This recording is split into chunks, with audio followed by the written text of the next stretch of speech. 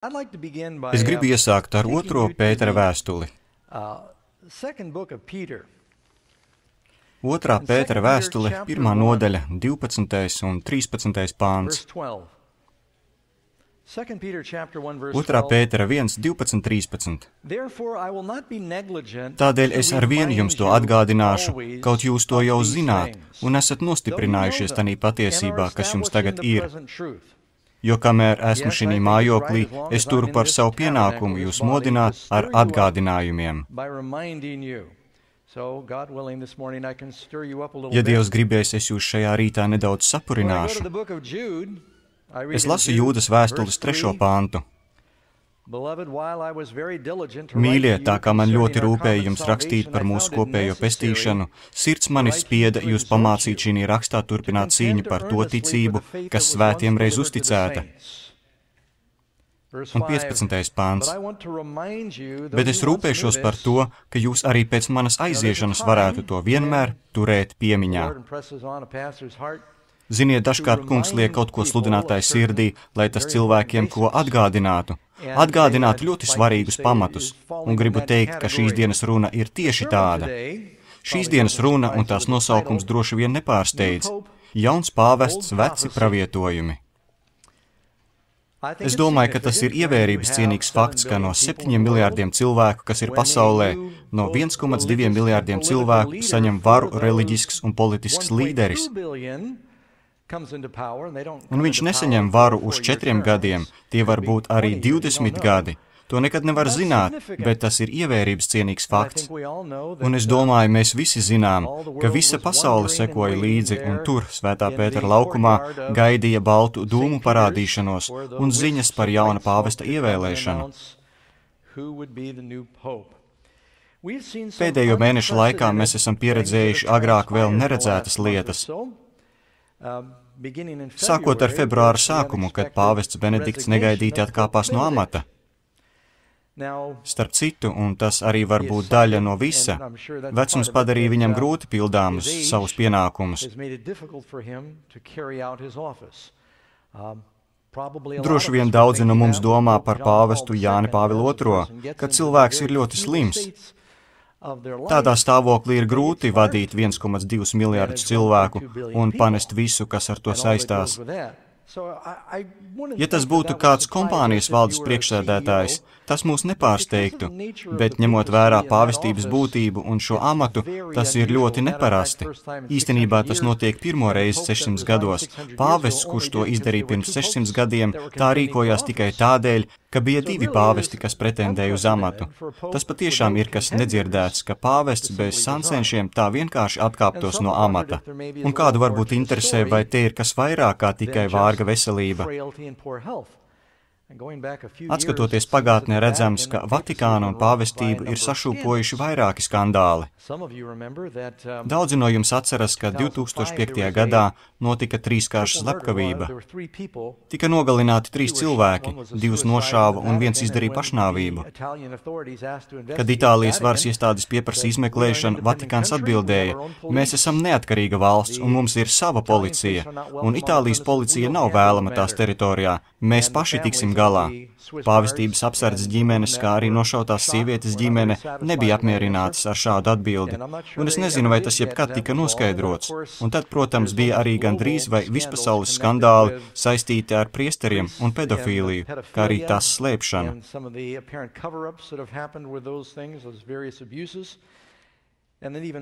Un pavisam nesen pāvesta Sulainis nopludināja informāciju. Kā to sauc?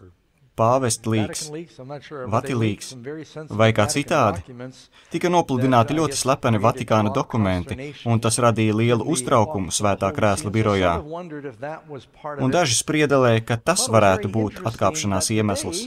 Man šķita interesanti, dienā, kad pāvests Benedikts paziņoja par savu atkāpšanos, neilgi pēc tam virs Svētā Pētera katedrāles sabiezēja negaisa mākoņi. Šo brīdi bija fiksējis kāds fotogrāfs. Uzņēmumā bija skaidri redzams, kā zibens iesper katedrālē.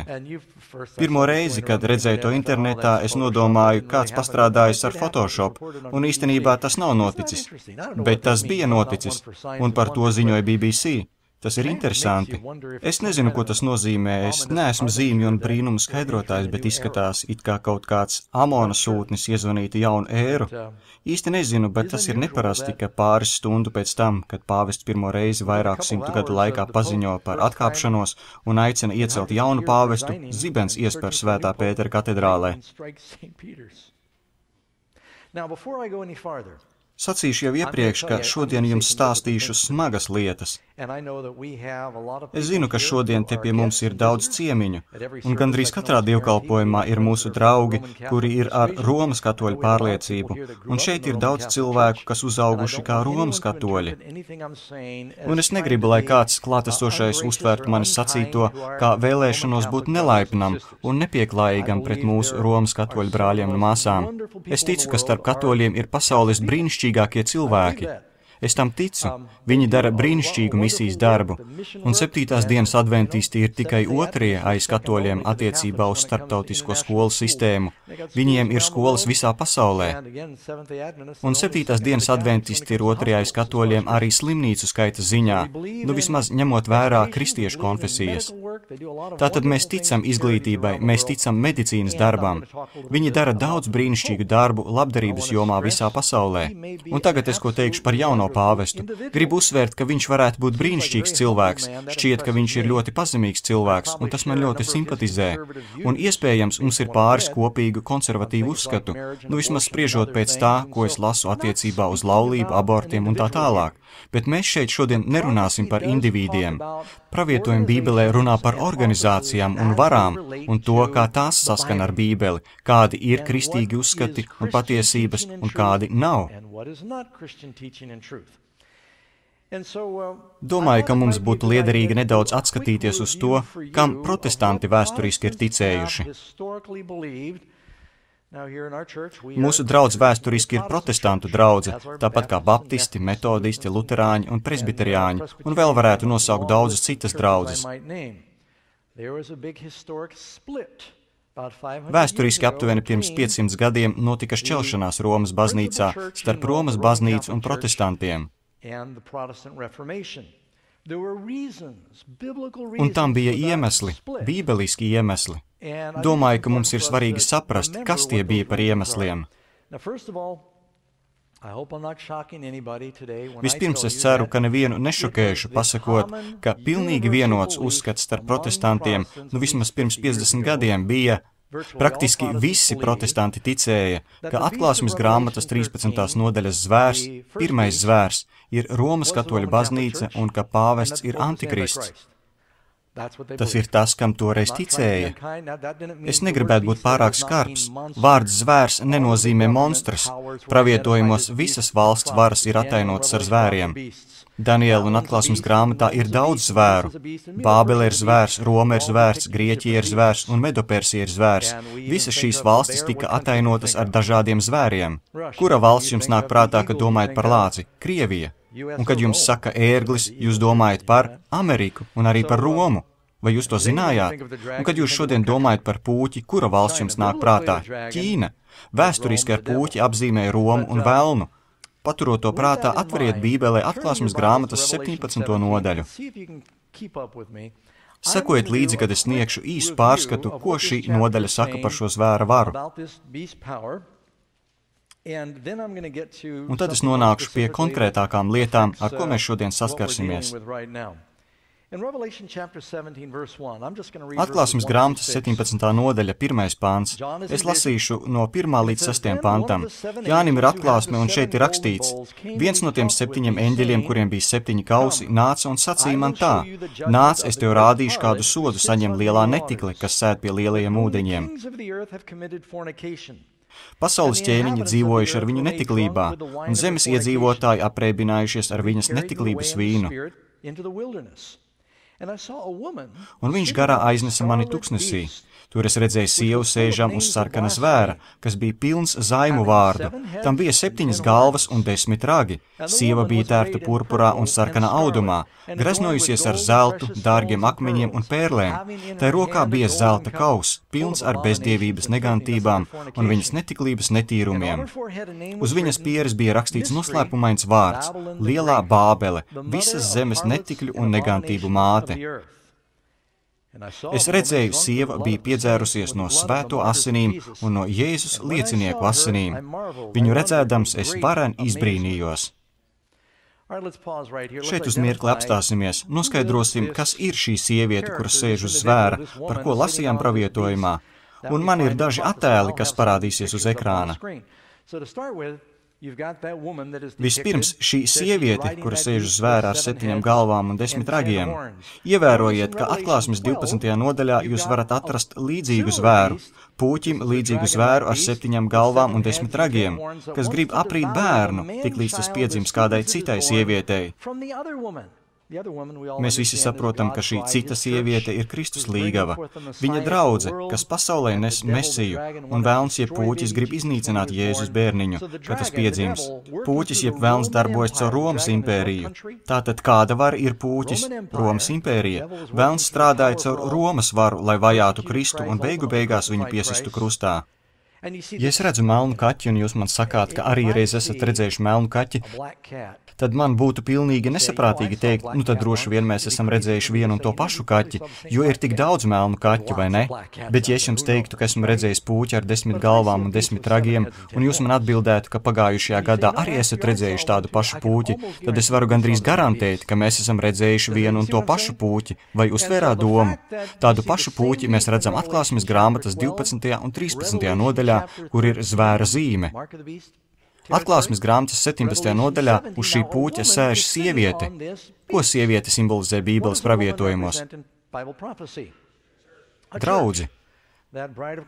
Kristus līgava ar zvaigžņu kroni un mēnesi zem kājām ir labā draudze. Un sieviete, kam uz pieres ir tetovējums un kas ir netikle, kā rakstīts Bībelē, ir viltus draudze. Draudze, kura ielaidusies kompromisos. Un šo baznīcu balsta Romas vara. Kura reliģiska baznīca atrodas Romā? Tas uzreiz sašaurina to baznīcas loku, kas varētu būt šī sieviete, par kuru runājam. Turpināsim. 7 galvas un 10 ragi. Ko šīs lietas simbolizē? Palūkosimies uz nākamo attēlu. Tajā ir 7 kalni. Bībelē teikts, ka šī sieviete sēž uz 7 kalniem. Roma vēsturiski ir zināma kā pilsēta, kas atrodas uz 7 pakalniem. Jūs paši to varat pārbaudīt enciklopēdijās un vēstures grāmatās. Tas vienmēr ir bijis zināms, ka Roma ir pilsēta, kas atrodas uz 7 pakalniem. Un Atklāsmes 17.9 ir teikts, šeit vajag gudrības, lai saprastu, 7 galvas ir 7 kalni, uz kuriem sēd sieva. Pat senos laikos Roma tika dēvēta par pilsētu uz 7 pakalniem. Vēl jau vairāk nākamajā attēlā Bībele saka, kas ir šī sieviete. Pašās Atklāsmes 17. nodaļas beigās, ja jums ir kādas šaubas, kas ir šī sieviete, tad šeit ir pateikts, un sieva, ko tu redzēji, ir lielā pilsēta, kam pieder valdība pār visas zemes ķēniņiem. Kad Jānis bija apcietinājumā Patmosas salā, kas tā bija par pilsētu, kas valdīja par pasaules ķēniņiem? Roma. Te mums atkal ir baznīca, kas atrodas Romā, un nav nekādu šaubu, kura tā ir. Kad virzīsimies uz priekšu, jūs paši redzēsiet, ja šobrīd tam nepiekrītat. Kas tur ir teikts? Kāds šai sieviete ir tērps? Viņa bija tērta purpurā un sarkanā audumā. 2 pamatkrāsas, ko lieto kardināli. Un to mēs redzējām nesenajā konklāvā, kur kardināli lieto purpura krāsu un bīskapi sarkanu. Un šeit ir dramatisks attēls, kas to ilustrē. Un vēl mums ir stāstīts par šīs organizācijas pārticību, kas dzīvo milzīgā bagātībā un greznībā, kas nedaudz atšķiras no tā, kā Jēzus staigāja šeit uz zemes. Ir teikts, greznojusies ar zeltu, dārgiem akmeņiem un pērlēm. Katoļu baznīca ir fantastiski bagāta. Es reiz lasīju un tam ticu, ka katoļu baznīca ir lielākā sudraba glabātāja pasaulē. Un neviens nevar argumentēt, kāpēc šai baznīcai pieder nenovērtējamas relikvijas un priekšmeti, kādi nav nevienai organizācijai. Tas bija rakstīts Atklāsmes grāmatas 17.4. Un arī šis bija viens no nesaskaņu iemesliem ar reformatoriem – zelta kauss. Viņai rokā ir zelta kauss, pilns ar bezdīvības negantībām un viņas netiklības netīrumiem. Un zemes ķēniņi bija dzēruši no tā. Vakarēdienu laikā Jēzus pasniedza mācekļiem vīnogu sulu. Jēzus to nosauca par jaunu vīnu. Jauns vīns Bībelē nozīmē neraudzētu vīnu. Maize bija neraudzēta. Neraudzēta maize nozīmē šķīstu Kristus miesu. Neraudzēts vīns simbolizēja šķīstās Kristus asinis, kas mazgā mūs no grēkiem. Bet Romas katoļu baznīcā tas ir raudzēts vīns, un ne tikai tas. Kad priesteris notur misi, tad saka, ka ar lūkšanām viņš pārvērš šo rūgušo vīnogu sulu reālās Jēzus asinīs.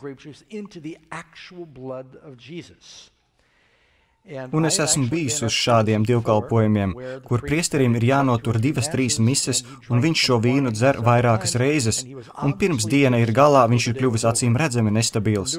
Es nedomāju, ka tas ir labi jebkuram kalpotājam. Bet par zelta kausu.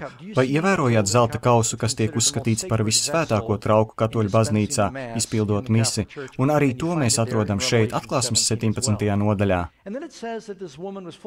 Un tad ir teikts, ka šī sieviete ir pilna zaimu vārdiem. Bībelē zaimošana nozīmē nolikt sevi Dieva vietā, un šeit ir daži vēsturiski citāti. Tie ir tikai daži piemēri, draugi. Es jums šobrīd dodu ļoti virspusēju pravietojumu pārskatu. Šīs ir vecas lietas, ko šobrīd es stāstu, kam ticēja visi vecie reformatori. Daži pāvestu izteikumi. Mēs uz šīs zemes ieņemam visu varenā Dieva vietu. Tā ir zaimošana, jo zaimošana ir nolikt sevi Dieva vietā. Man šķiet, šis citāts atbilst šai kategorijai. Pāvests Pijs 11. teica, jūs zināt, ka es esmu svētais tēvs, Dieva pārstāvis uz zemes, Kristus vikārs, tas nozīmē, es esmu Dievs uz zemes. Tas tika teikts tikai pagājušajā gadsimtā. Šīs izteiciens nav nemaz tik sens. Viņi nekad nav atsaukuši savas mācības. Vēl jau vairāk katoļu baznīca pretendē uz nekļūdīgumu, kas liek domāt, ka viņi tam vēl joprojām tic. Un tad, kad jauns pāvests nāk pie varas, mēs gribam zināt, kādā veidā viņš virzīs uz priekšu savus darāmos darbus, kas ir aicinājums paklīdušiem kristiešiem, tas ir protestantiem atgriezties ganāmpulkā.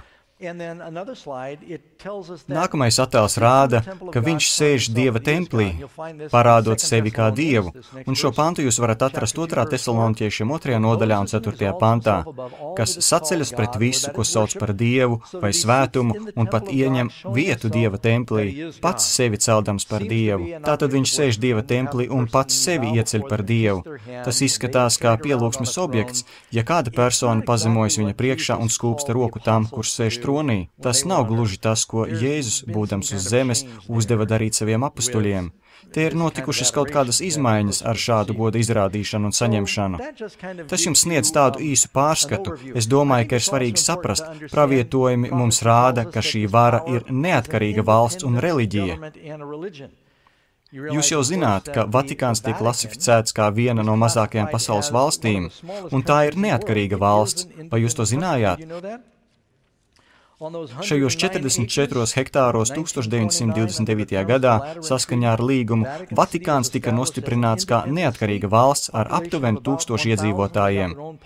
Viņiem ir savs pasts, savs neliels čukčukbānis, savs laikraksts un iespiestuve, sava policija, sava valūta, un pāvests ir augstākais vadītājs jebkurā jomā Vatikānā. Miljoniem ļaužu un vēstnieki no visas pasaules spiežas ap Vatikānu. Vai nav interesanti, ka daudzām valdībām, kā piemēram Amerikas valdībai un daudzām citām pasaules valstīm, ir vēstnieki Vatikānā? Pāvests runā ar apvienotajām nācijām. Apvienotās nācijas nesanāk kopā, lai uzklausītu Džoelu Opstīnu vai Biliju Grēmu, bet ar pāvestu ir citādi. Viņš ir politiska vara, un viņi to atzīst. Un ir teikts, ka šī sieviete savu troni un varu saņems no Romas impērijas.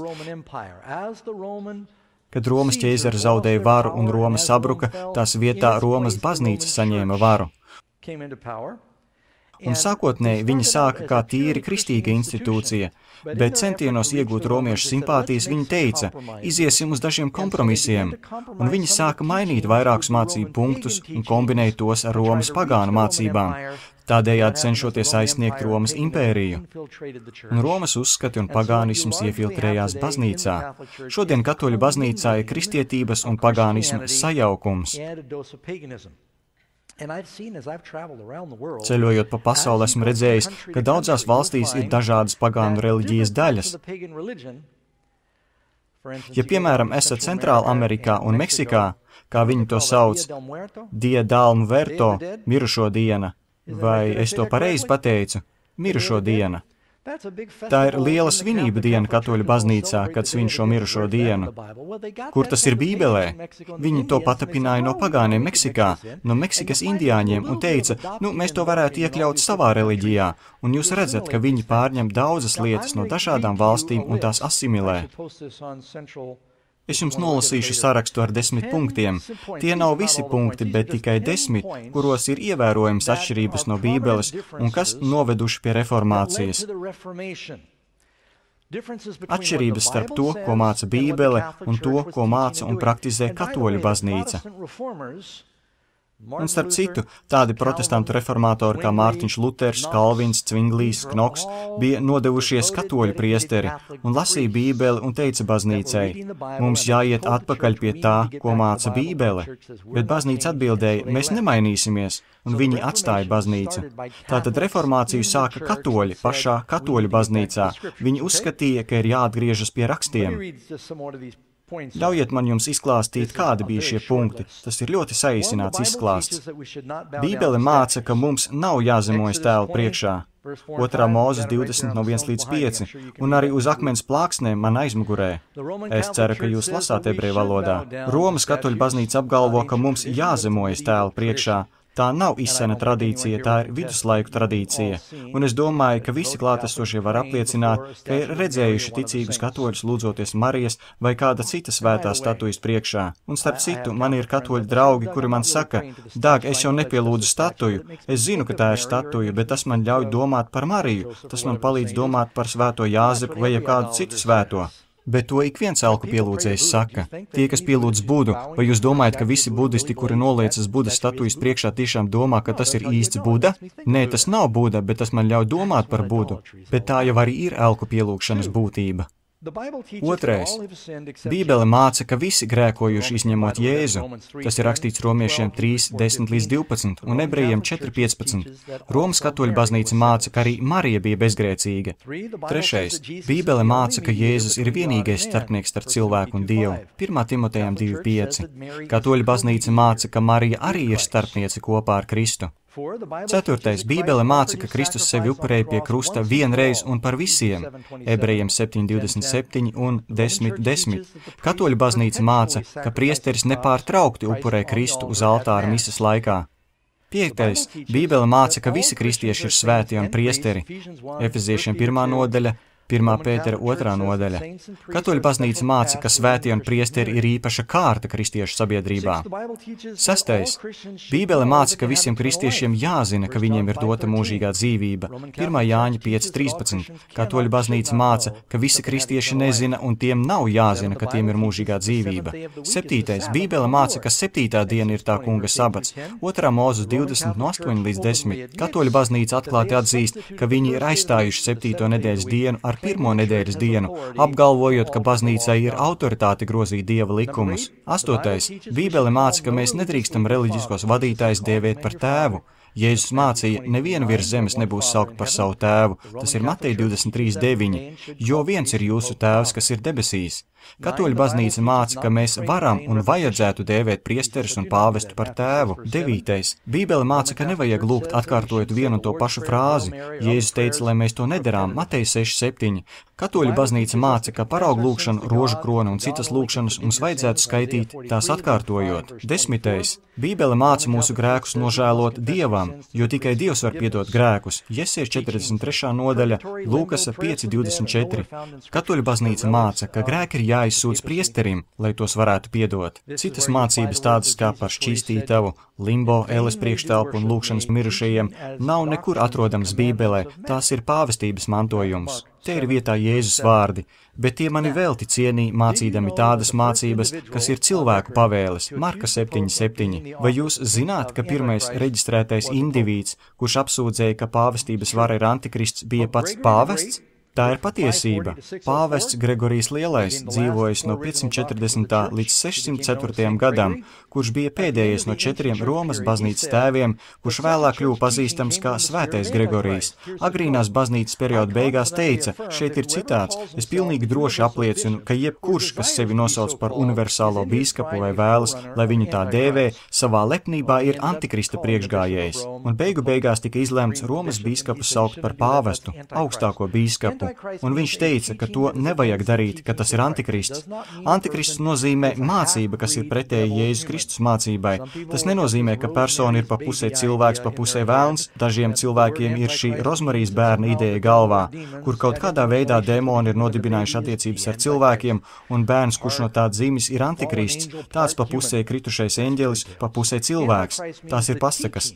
Antikrists nozīmē, ka tā mācības vai vara, ko tie pārstāv, vai kāda institūcija ir pret Kristus mācībām. Es centīšos jums to ilustrēt.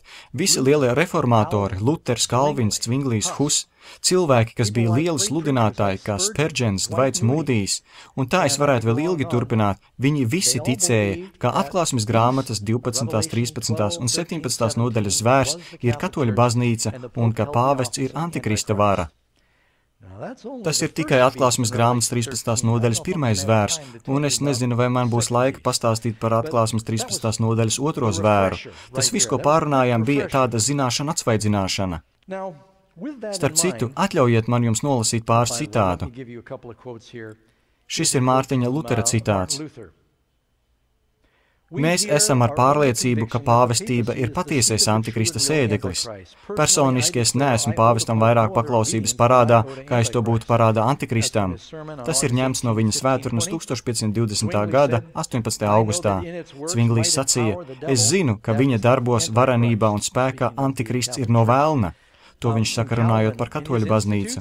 Kalvins, viņa organizācijā, viņš pat nelieto vārdu pāvests, vienmēr, kad Kalvinam bija jāsaka pāvests vai, zināt, ko viņš teica? Antikrists, un Kalvins bija katoļu priesteris. Šajā nedēļā ir noticis kas neparasts, un tas nav tas, ka ir jauns pāvests. Pāvesti nāk un iet, vai ne? Un laiks iet uz priekšu. Bet ir noticis daudz kas neredzēts. Ne tikai tas, ka šis ir pirmais pāvests no Amerikas, kaut arī tas ir ievērības cienīgs fakts. Pirmais pāvests no rietumu puslodes. Tas rāda, kā mainās spēku izvietojums pasaulē. Viņš ir pirmais pāvests, kuru sauc Francisks.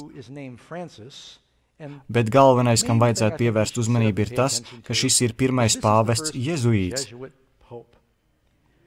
Kad izrunājam vārdu jezuīts, dažādas domas šaudās pa galvu. Vispirms, jezuīti nekad nav nodibinājuši savu ordeni, jezuītu ordeni. Šajā vārdā viņi tika dēvēti vēlāk, un viņi to pieņēma. Tāpat kā mormoņi nekad sevi nesauc par mormoņiem. Viņi sevi sauc par pēdējo dienu svēto draudzi, bet visi viņus sauc par mormoņiem Mormonu grāmatas dēļ, un tas ir vārds, ko beigās viņi atzinuši. Līdzīgi notika arī ar vārdu jezuīti. Tie bija cilvēki īpaši ordenis katoļu baznīcā, ko 1540. gadā nodibināja Ignācijs Lojola. Tā tika veidota kā militāra organizācija katoļu draudzes iekšienē. Cilvēki tika īpaši sagatavoti un bija devuši īpašu zvērstu, lai aizsargātu baznīcu. Tajā laikā tūkstoši un simtiem tūkstoši cilvēku atstāja baznīcu, lai pievienotos protestantu reformācijai, un tādēļ viņi noorganizēja šo.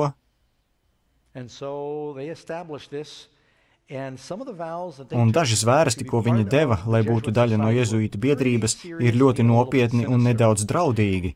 Šodien jūs par to daudz nedzirdat, jo šobrīd retorikas tonis starp protestantiem un katoļiem ir pieklusināts. Bet cik es zinu, viņi savu zvērstu nav mainījuši. Arī misija un jēga organizācija vēl joprojām ir tā pati. Ļaujiet man jums nolasīt dažus citātus. Ja jūs gribat paši ar tiem iepazīties, jūs varat ieiet internetā un atrast mājaslapas, kuras to pārpublicē. Tas nav tas, ko jezuīti paši publicē, tas ir tas, kas nopludināts no slepenajām sanāksmēm. Teksts ir garš, un es jums to visu nelasīšu. Jezuītu ordenī ir dažādi līmeņi, un tas, no kā es jums lasīšu, ir zvēras, kas tiek dots augstākajā līmenī.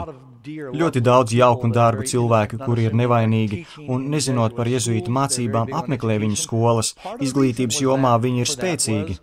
Un daļais iemesls tam ir tas, ka viņi nodibināja šīs mācību iestādes, lai kļūtu, kas kontrolē izglītību, tas kontrolē domāšanu, vai ne tā?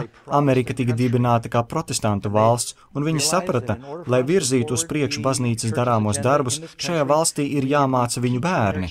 Ir jābūt ļoti pacietīgiem, un dažkārt ir tālu jānovirzās no patiesā mērķa. Ordeņa kandidāts semojas vadītāja priekšā, uz sarkana krusta satvērs melnu krucifiksu ar dunci otrā rokā. Tas ir asins zvērsts, un beigu beigās zvērsts tiek apzīmogots to parakstot ar pašu asinīm, un tad viņi dod vairākus solījumus. Vadītājs saka, tev ir mācīts, ka tavs pienākums ir kā spiegam ievākt faktus un informāciju no katra avota, kas ir tavās iespējās. Iegūsti sev visu protestantu un ķeceru labvēlību un ģimenes uzticību un esi tiem tuvu, neņemot vērā viņu sabiedrisko stāvokli un raksturu. Tāpat arī ar tirgotājiem, juristiem, baņķieriem, skolās un universitātēs, parlamentos un likumdošanas iestādēs, juridiskās iestādēs un valsts padomdevējiem. Esi visiem viss pāvesta labā, kura kalpi mēs esam līdz nāvei. Citiem vārdiem, daļa no viņu militārās stratēģijas bija iefiltrēties un savākt informāciju un ienirstot cilvēkos to izplatīt. Tāpēc mans dēls tev ir mācīts rīkoties kā ārdītājam. Starp Romas katoļiem esi katolis. Un turpinājumā ir teikts, starp protestantiem esi protestants.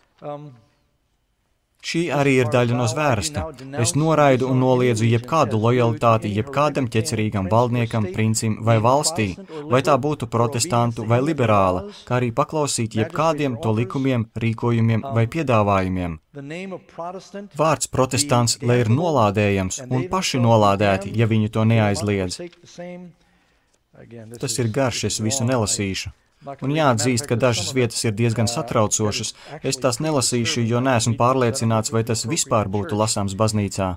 Tālāk es apsolu un paziņoju, ka es, kad vien būs tāda izdevība to realizēt, īstenošu nebeidzamu karu, slepenu vai atklātu pret visiem ķeceriem un protestantiem un tā tālāk, ka es apgādāšu sevi ar ieročiem un munīciju, lai es varētu būt gatavībā, kad nāks pavēle un man tiks pavēlēts aizstāvēt baznīcu individuāli vai pāvesta militārajā ierindā.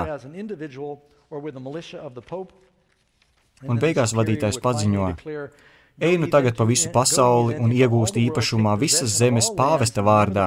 Tie, kas nepieņem viņu kā Kristus vikāru un viņa vietnieku uz zemes, ir jānolād un jāiznīcina. Tas ir diezgan spēcīgi teikts. Es neatceros, ka Jēzus būtu teicis, lai ejam un mācām visas tautas un tās, kas mums nepiekrīt, iznīcinām. Tas ir ļoti militārs katoļu baznīcas atzars. Patiesībā pati katoļu baznīca gadiem neatbalstīja jezuītus, jo tie tika uzskatīti par fanātiskajiem frančiem šo zvērstu dēļ. Bet acīm redzot, tas ir mainījies.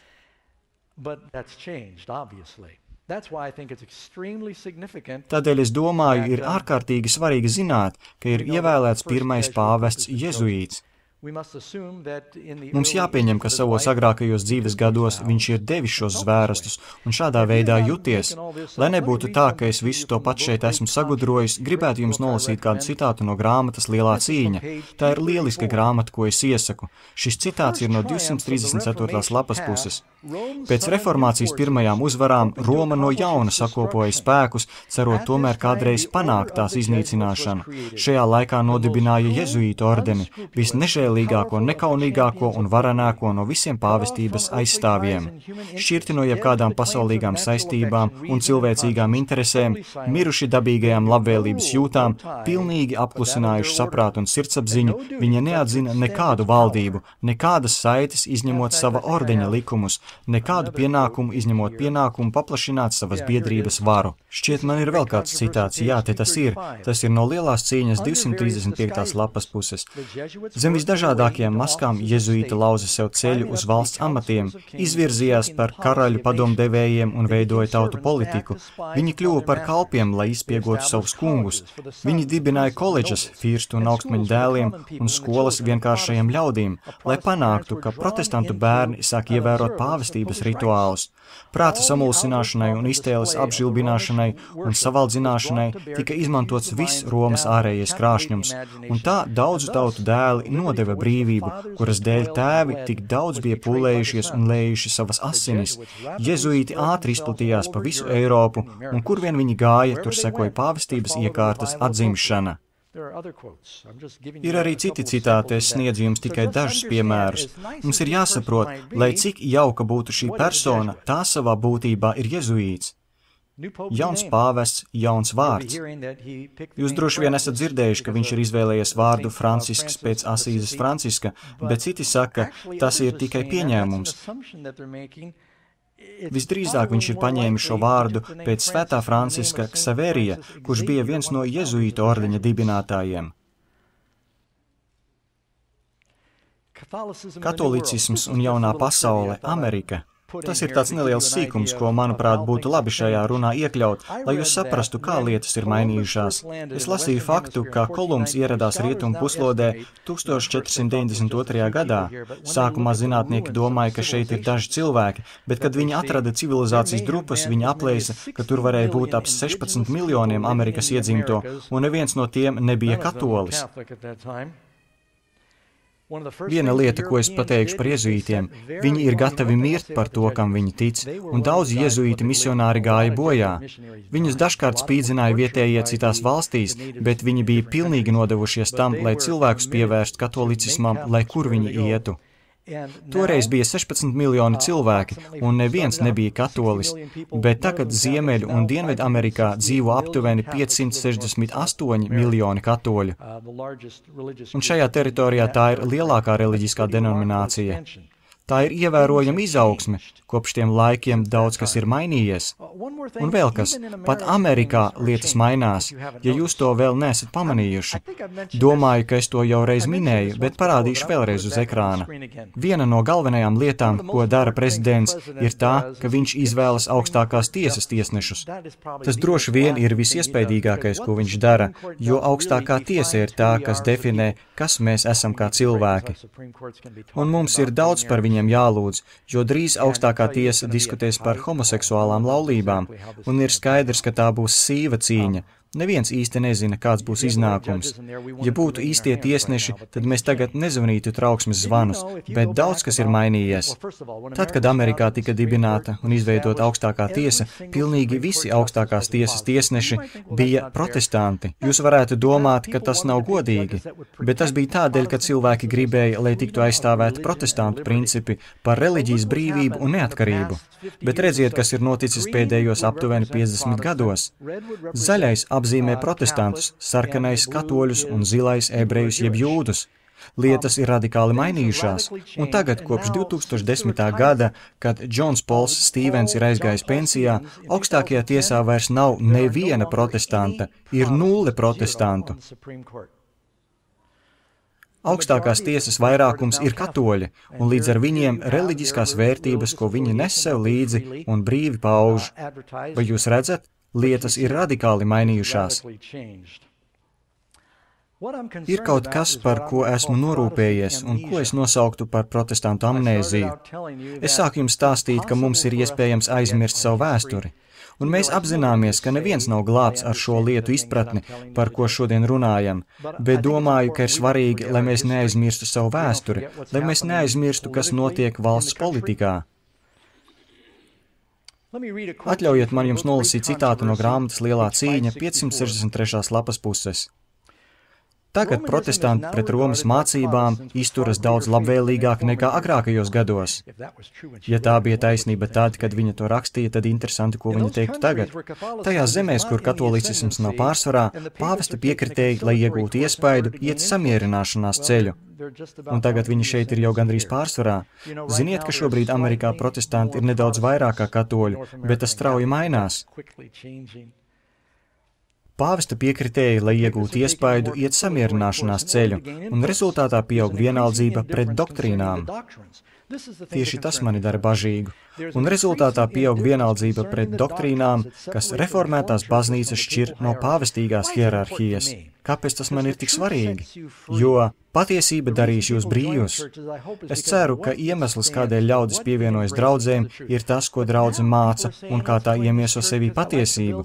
Bet tagad ļaudis saka, pievienosimies šai draudzei, jo man patīk celtne, tā ir tuvu mājām, tā ir tā, kur vecmāmiņa gāja, un ir dažādi citi iemesli, lai pievienotos draudzēm, bet ne iemesls, kāda ir draudzes mācība, ko tā māca, kas ir patiesība. Jēzus teica, es esmu patiesība. Patiesība ir tā, kuras dēļ ir vērts mirt. Aizvien plašāk izplatās uzskati, ka galu galā svarīgākajos punktos mēs nemaz tik ļoti neatšķiramies, kā esam iedomājušies, un ka maza piekāpšanās no mūsu puses novestu pie labākām attiecībām ar Romu. Bija laiks, kad protestanti tik dārgi pirkto sirdsapziņas brīvību vērtēja ļoti augstu. Viņi savus bērnus mācīja ar nepatiku novērsties no pāvestības un uzskatīja, ka cenšanās saskaņoties ar Romu ir pielīdzināma neusticībai pret Dievu, bet cik ļoti atšķirīgas ir tagad izteiktās domas.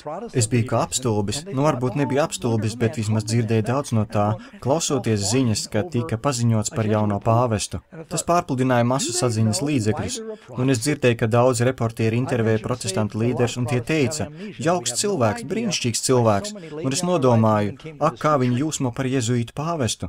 Un es nodomāju, nezinu, vai viņi zina, kāpēc viņi ir protestanti. Es domāju, ka lielākai daļai protestantu ir amnēzija, un viņiem nav ne mazākās nojausmas, kāpēc tik daudz cilvēku atdeva savu dzīvību un pat atbrauca uz Amerikas kontinentu. Mēs neatbraucām uz šo zemi tāpēc, ka bijām lieli kalnu plašuma atklājēji. Lielākā daļa no ceļiniekiem pat īsti nesaprata, ko viņi dara, un pirmajos gados daudzi no viņiem nomira, jo viņi nebija gatavi izdzīvot mežonīgā dabā, bet viņi meklēja reliģijas brīvību, un daudzi no viņiem bija gatavi atdot savu dzīvību, lai iegūtu šo reliģijas brīvību. Un kā mēs vienkāršāk varētu zaudēt šo brīvību? Vai naktī, vai pamazām? Tas notiek šobrīd. Pāvestības aizstāvi saka, ka viņu baznīca tikusi apmelota, un protestantu pasaule gatava atzīt šo paziņojumu.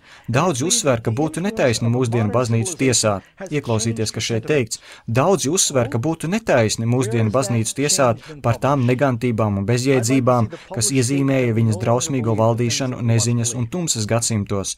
Šīs baznīcas ārkārtējo nežēlību tie attaisno kā barbarisma laikmeta sekas un aizbildina to sakot, ka modernās civilizācijas iespējas ir mainījis tās uzskatus.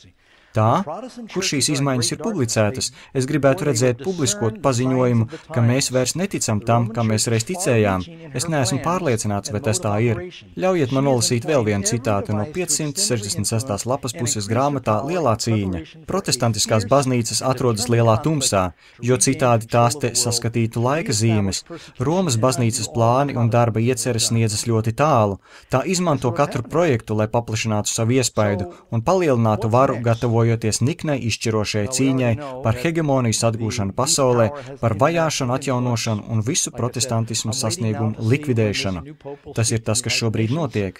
Kas būs tālāk? Jūs jau zināt, ka zvēra varai ir starptautiska ietekme. Es gaidu, kad jaunais pāvests uzrunās apvienotās nācijas un kad mūsu prezidents tiksies ar jauno pāvestu. Un parasti katrs prezidents, kurš apmeklē Izrēlu, ielūdz Izrēlas vadītāju uz Ameriku. Tā ir ļoti svarīga saikne, parādot lojalitāti ebreju tautai visai pasaulē. Un to pašu viņiem nākas darīt ar katoļu pasauli. Es domāju, jūs droši vien redzēsiet daudz citus notikumus. Šī šķiet ir ļoti pazemīga, mīloša un harizmātiska personība. Viņš nav tāds teologs un grāmatutārps, kāds bija Benedikts. Viņš izskatās vairāk ir vienkāršo ļaužu pārstāvis, un es domāju, ka jūs redzēsiet lietas notiekam strauji. Kā ir teikts, pēdējie notikumi varētu risināties strauji. Un tā, draugi, ko lai mēs darām? Atveriet atklāsmes grāmatas 13. nodaļu. Jā, mums ir jālūdz. Atklāsmes grāmatas 13. nodaļa, 11. pāns. Atklāsmes grāmata 13.11. Tad es redzēju citu zvēru izkāpjam no zemes, tam bija 2 rāgi tādi kā jēram, bet es runāju kā pūķis. Tam bija pirmā zvēra vara visā pilnībā viņa priekšā, un tas piespieda zemi un tās iedzīvotājs pielūgt pirmo zvēru, kura nāves brūce bija dziedināta. Man bija attēls, kur redzams Vatikāns un ASV kongresa ēka, Kapitolijas. Vai esat ievērojuši, ka dizains ir līdzīgs tam, kāds ir Romā? Vai zināt, kādēļ tik daudz šeit, Vašingtonā, ir Romas arhitektūras? Mūsu valsts pamatlicēji un tēvi bija domājuši labi. Viņi vēlējās nošķirties no Eiropas monarhijām un sacīja, mēs gribam republiku. Roma sākās kā republika, pirms tā kļuva par diktatorisku valsti. Tā sākās kā republika, kuru vadīja tauta, un viņi gribēja atgriezties pie varenās Romas republikas, un tādēļ viņi tik daudz izmantoja šo Romas arhitektūru. Bet beigās tas sāka izskatīties ļoti līdzīgi tam, ko jūs varat atrast Vatikānā. Un mēs arī sākām veidot zvēra tēlu. Vai jūs zinājāt, ka laikā, kad Amerika cēla Vašingtona pieminekli, un pāvestība gribēja izlīdzināt attiecības ar protestantiem, tā atsūtīja marmora akmeni un gribēja to ziedot Amerikai, lai atbalstītu pieminekļa celtniecību. Jo tajā laikā Amerikai bija finansiāls grūtības, un viņiem vajadzēja 40 gadu, lai pabeigtu Vašingtona pieminekli. Darbi, protams, tika pārtraukti sakarā ar pilsoņu karu un arī citu iemeslu dēļ. Katoļu baznīca teica, mēs palīdzēsim un atsūtīja marmora bloku. Un pat tanī laikā sentiments Amerikā bija tik stiprs, ka viņi šo marmora bloku noslīcināja Potomakas upē un teica, mēs negribam neko no zvēra. Bet daudz kas ir mainījies. Kurš var aizmirst to spilgto skatu, kad nomira pāvests Jānis Pāvils II, kādi 3 vai 4 Amerikas prezidenti tup uz ceļiem pie pāvesta mirstīgajām atliekām? Esmu pārliecināts, ka viņi to nepielūdza, viņi izrādīja cieņu, bet tik un tā tas ir dīvaini. Un kā jau teicu, mūsu prezidents apmeklē pāvestu un droši vien plānos vizīti drīzumā. Vai viņš brauks šurp? Es varētu saderēt, ka pirms pāvests apmeklēs Ameriku, mūsu prezidents apmeklēs Romu. Es varu kļūdīties. Nē, es vispār negribu saderēt. Piedodiet, mēs nespēlējam azartspēles baznīcā. Es pat nepiedalos loterijā. Piedodiet man par šādu valodu.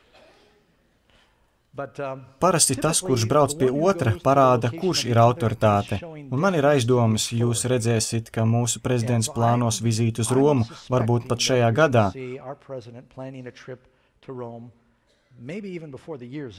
Un viņi stiprinās savas attiecības. Bet Bābele vēl joprojām pastāv, un atklāsmes grāmatā ir 2 zvēri. Tur nav tikai viens zvērs. Kad mēs runājam par zvēra zīmi, tur ir 2 zvēri. Ir atkritusī kristietība Eiropā ar sēdekli Romā, un ir atkritusī kristietība šeit, Amerikā, kur evaņģēlisti iziet uz kompromisiem, atstājot rakstus otrā plāksnē. Un šie 2 sastapsies. Protestanti pasniegs roku pāri bezdibenim, lai satvērtu Romas varas roku. Un tad, savienojoties ar spiritismu, izveidos 3 varu apvienību, pēc kā pēdējie notikumi risināsies ļoti strauji. Man nav beigu datumu, ko varētu jums pasacīt. Dažkārt šķiet, ka pravietojuma ritenis griežas lēnām, bet es jums, draugi, varu apgalvot, ka tas griežas. Un viss, ko Dievs savā vārdā ir teicis, ka tas notiks, tas arī notiks, un tas arī šobrīd notiek jūsu acu priekšā. Un es vienkārši negribu, ka šīs ievērojamais pravietiskais notikums paietu neievērots vai neidentificēts mūsu draudzē, lai cilvēki vismaz ir informēti par to, kas notiek. Jūs droši vien neredzēsiet jau rīt, ka pasaule ap jums sabrūk, bet es gribu, lai jūs būtu gudri un lai jūs lūgtu. Un tas patiešām nozīmē, ka mūsu visu sirdīs var būt Bābele. Jūs varat būt protestantu draudzes loceklis, bet jūs varat būt atkritējis savā sirdī. Ja jūs nesekojat Kristus mācībām, nav nozīmes, kurai baznīcai jūs piederat. Daudzi Romas katoļi būs debesīs, varbūt pat kāds Romas bīskaps būs ticis debesu valstībā. Es nezinu, kas ir cilvēku sirdīs. Dievs tiesā cilvēkus pēc tā, cik daudz gaismas viņi ir saņēmuši. Un varbūt manas draudzes locekļu tur nebūs. Tas, ka viņu vārdi ir draudzes sarakstā, nenozīmē, ka viņi būs debesu valstībā.